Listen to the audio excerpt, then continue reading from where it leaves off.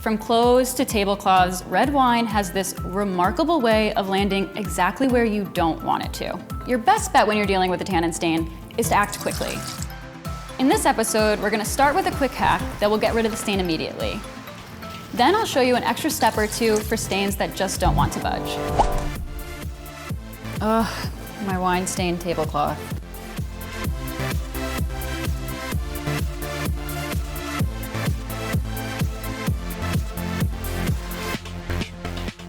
I just took it out of the washing machine and the stain is definitely lighter, but as you can see, there's still a little bit left. So now I'm gonna try our second remedy.